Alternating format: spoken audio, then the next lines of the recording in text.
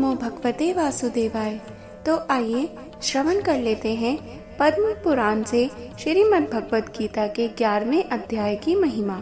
भगवान शिव ने कहा, मेरी प्रिय पार्वती, अब मैं तुम्हें श्रीमद् भगवत गीता के 11वें अध्याय की महिमा सुनाऊंगा। इसकी पूरी महिमा बताना संभव नहीं है क्योंकि इसमें हजारों कथाएं हैं, तो मैं उनमें से केवल एक ही बताऊंगा। सुनो।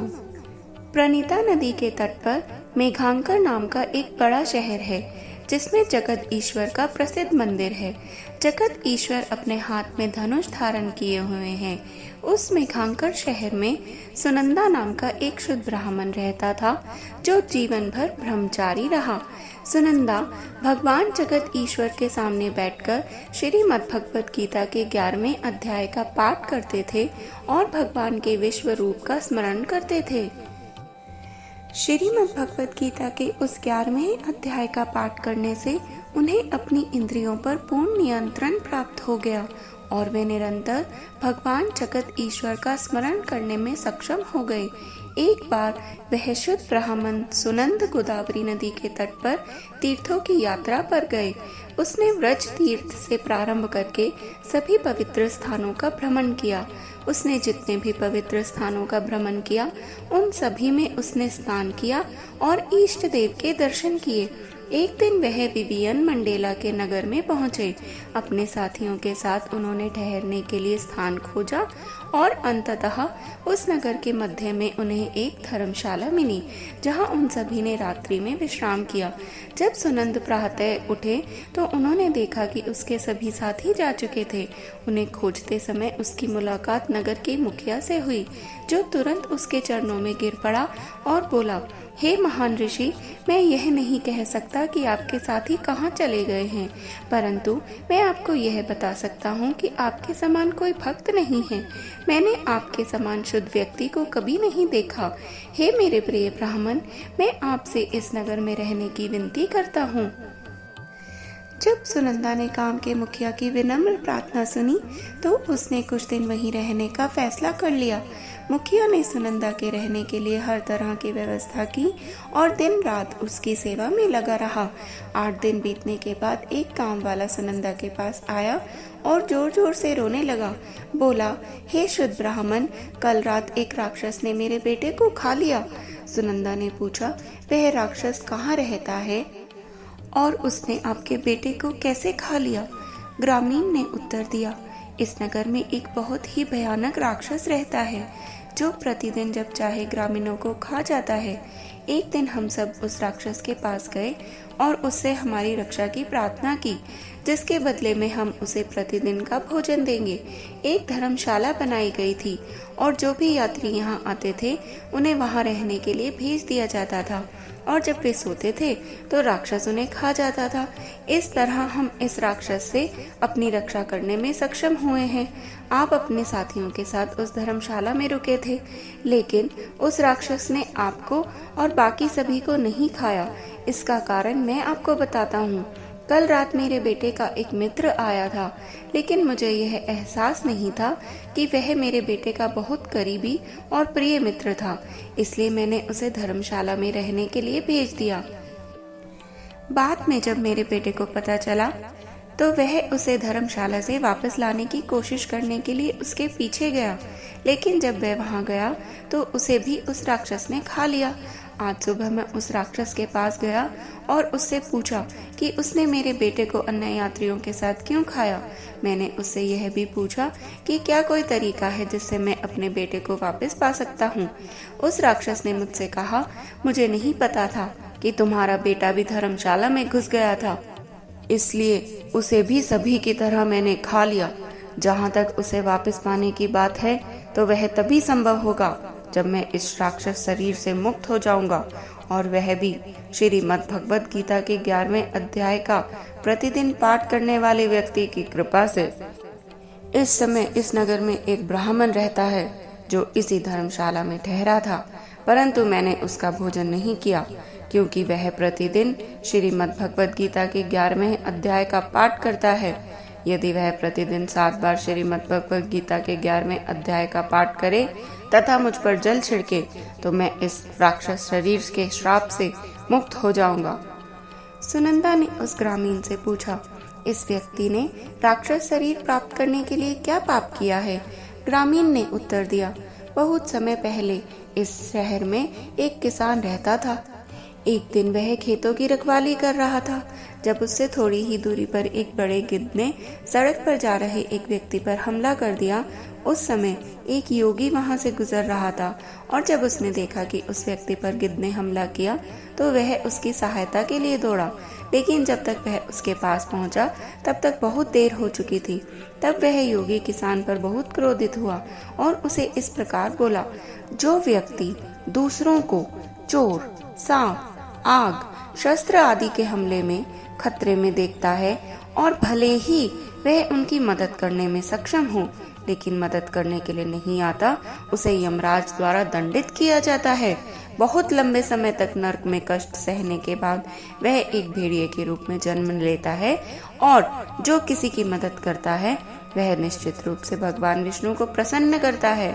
जो व्यक्ति किसी क्रूर, पशु, नीच जाति के व्यक्ति या दुष्ट शासक के हाथों से गाय को बचाने का प्रयास करता है तो वह भगवान विष्णु को प्राप्त होता है।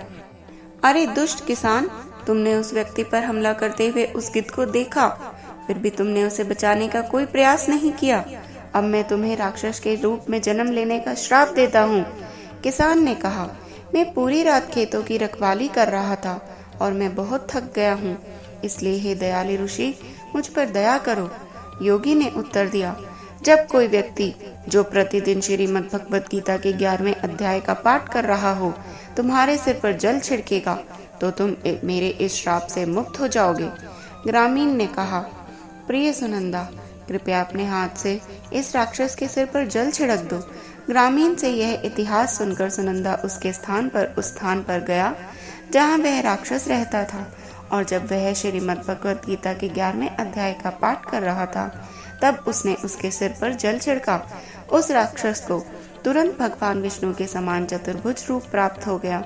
न केवल वह बल्कि उसने जिन सहस्त्रों व्यक्तियों को खाया था वे भी भगवान विष्णु के समान चतुर्भुज रूप प्राप्त कर गए। तब वे सभी पुष्प विमान में बैठ गए जो उन्हें वैकुंठ ले जाने के लिए भेजा गया था। उन अद्भुत घटनाओं को देखकर ग्रामीण ने राक्षस से पूछा कि उनमें से उसका पुत्र कौन सा है। राक्षस हंसने लगा और दिव्य विमान में बैठे उन 1000 सुंदर व्यक्तियों में से एक की ओर इशारा करके कहा, वह आपका पुत्र है। ग्रामीण ने अपने बेटे से उसके साथ घर चलने का अनुरोध किया।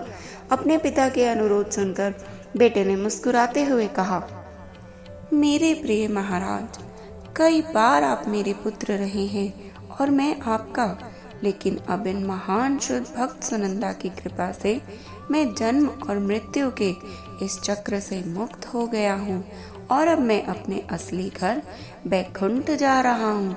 प्रिय महोदय, कृपया सुनंदा के चरण कमलों की शरण ले और उनसे श्रीमद् भगवद गीता का 11वां अध्याय सुने और आप भी भगवान विष्णु के धाम को प्राप्त करने में सक्षम होंगे, इसमें कोई संदेह नहीं है।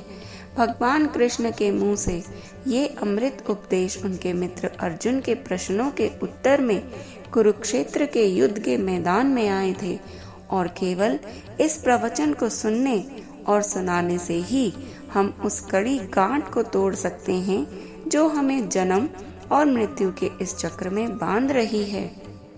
तब भगवान शिव ने कहा, अपने पिता से ज्ञान से पूर्ण ये वचन कहकर वे अन्य सभी भाग्यशाली आत्माओं के साथ वैकुंठ चले गए और उनके पिता ने सुनंदा से श्रीमद् भगवद गीता के 11वें अध्याय की शिक्षा ली और शीघ्र ही वे भी वैकुंठ धाम को गए।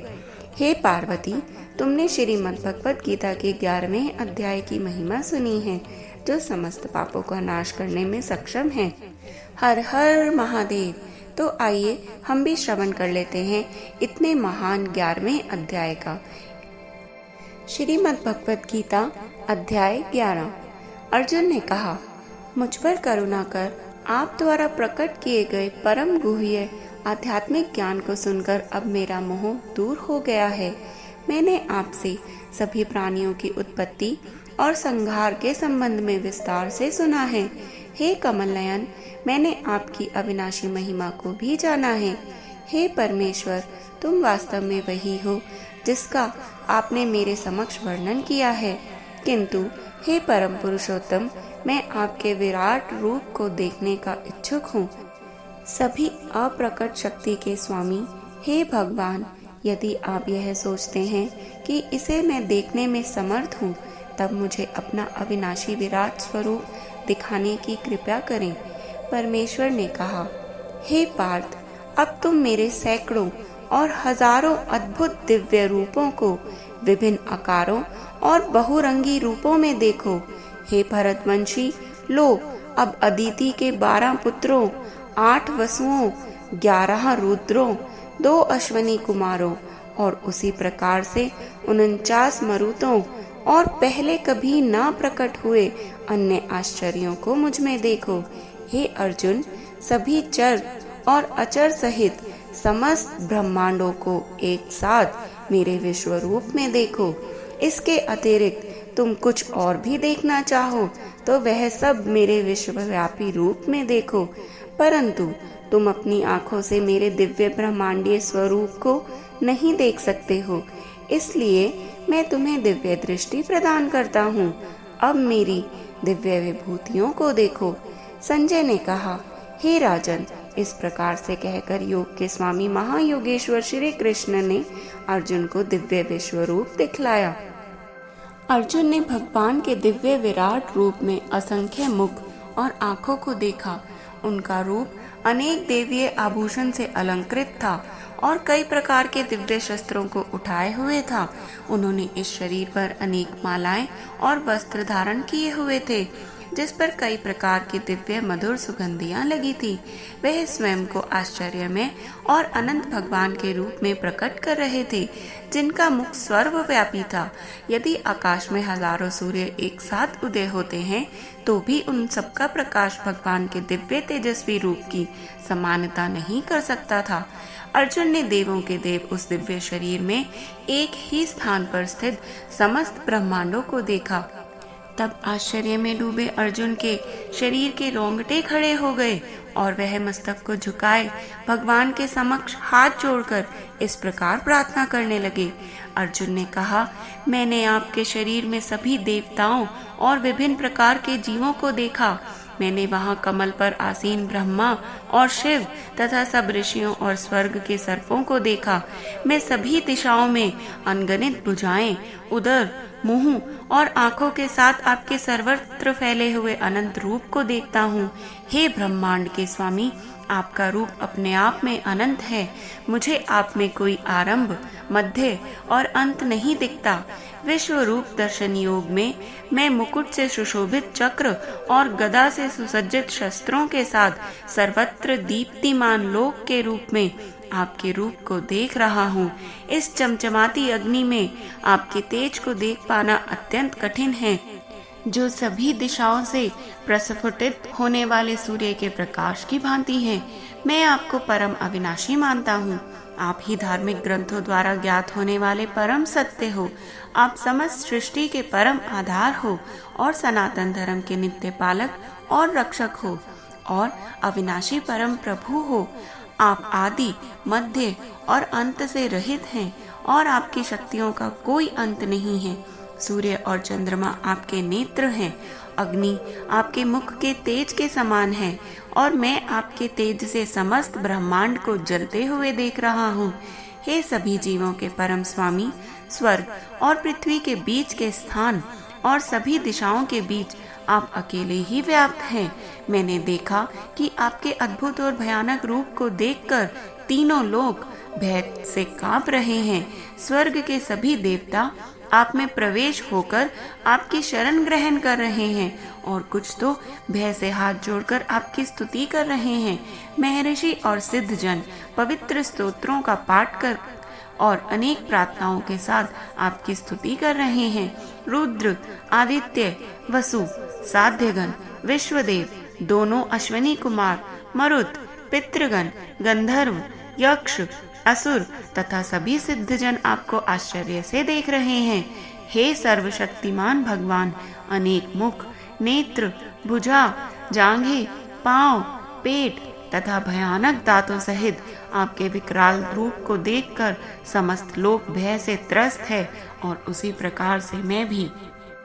हे विष्णु भगवान, आकाश को स्पर्श करते हुए बहुरंगों, दीप्तिमान, मुख फैलाए और चमकती हुई असंख्य आंखों से युक्त आपके रूप को देखकर मेरा हृदय भय से कांप रहा है और मैंने अपना सारा हृदय और मानसिक संतुलन खो दिया है।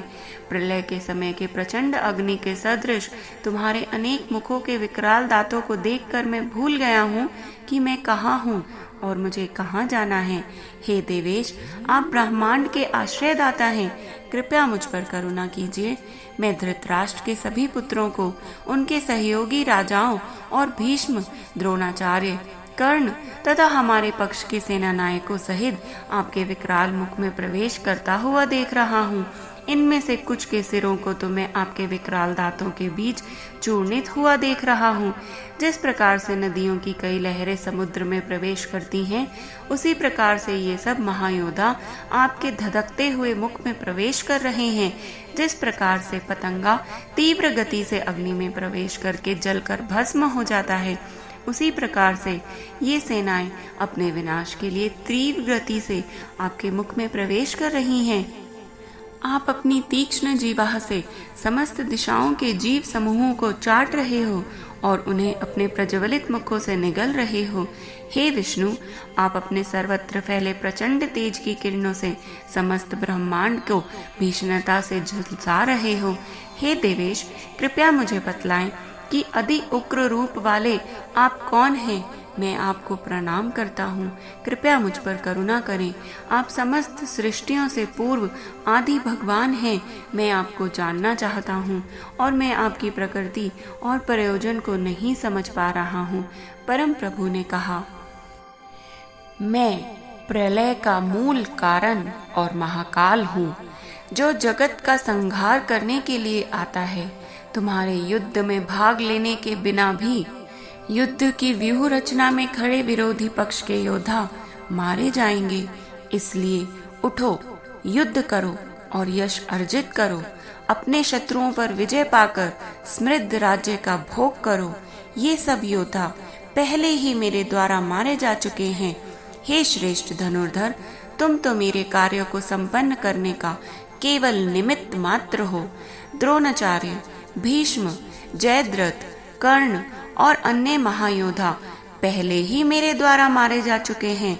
इसलिए बिना विक्षुब्ध हुए इनका वध करो, केवल युद्ध करो और तुम अपने शत्रुओं पर विजय पालोगे। संजय ने कहा, केशव के इन वचनों को सुनकर अर्जुन ने भय से कांपते हुए अपने दोनों हाथों को जोड़कर श्री कृष्ण को नमस्कार किया और अवरुद्ध स्वर में भयभीत होकर श्री कृष्ण से इस प्रकार कहा। अर्जुन ने कहा, हे ऋषिकेश, यह उचित है कि आपके नाम, श्रवण और यशगान से संसार हर्षित होता है। असुरगण आपसे भयभीत होकर सभी दिशाओं की ओर भागते रहते हैं और सिद्ध महात्माओं के समुदाय आपको नमस्कार करते हैं। हे सर्वश्रेष्ठ, आप ब्रह्मा से श्रेष्ठ और आदि सृष्टा हो, तब फिर वह आपको नमस्कार क्यों न करें।